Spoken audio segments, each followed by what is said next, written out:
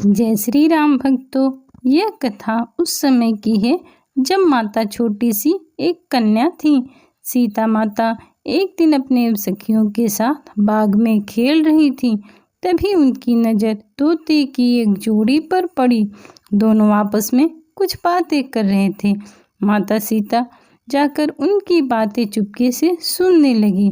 तोते की जोड़ी कह रही थी, भविष्य में राम नाम का एक प्रतापी राजा होगा जिसका विवाह सुंदर राजकुमारी सीता से होगा।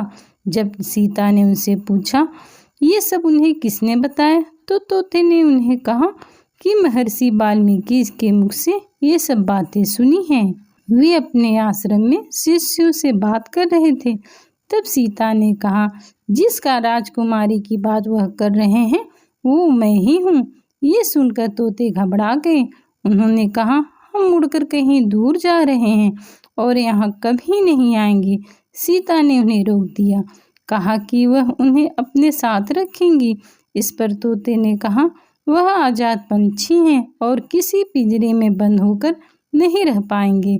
सीता ने कहा कि वह और भी बातें सुनना चाहती हैं, इसलिए उन्हें नहीं जाने देंगी। तोते की जोड़ी ने खूब विनती की, मगर सीता माता ने उनकी बात को नहीं मानी।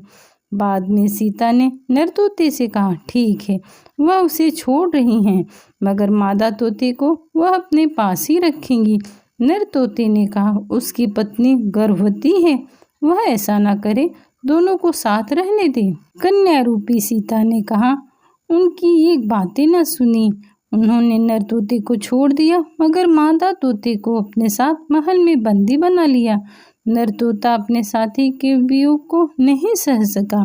उसने सीता को श्राप दिया कि जैसे आज वह अपनी जीवन साथी का वियोग सह रही है, उसी प्रकार सीता को भी एक दिन अपने पति का वियोग सहना पड़ेगा, और उस समय जब वह गर्भवती होंगी।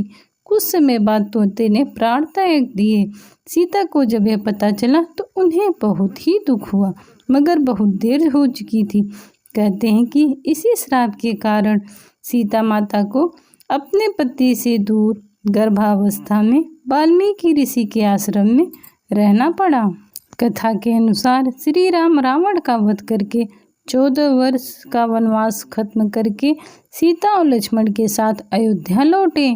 उसके बाद कुछ लोगों ने सीता की पवित्रता पर सवाल उठाने लगे। एक धोबी ने भरी सभा में सीता की निंदा की। इसके बाद श्री राम ने प्रजा को ध्यान में रखते हुए अपनी पत्नी सीता को महल से बाहर कर जंगल में जाने का आदेश दे दिया।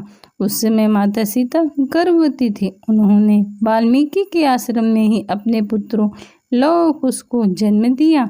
कहा जाता है कि जिस धोबी के कहने पर श्री राम ने अपनी पत्नी को छोड़ा था, वो ही पिछले जन्म में तोता था जिसने सीता माता को श्राप दिया था। जय श्री राम।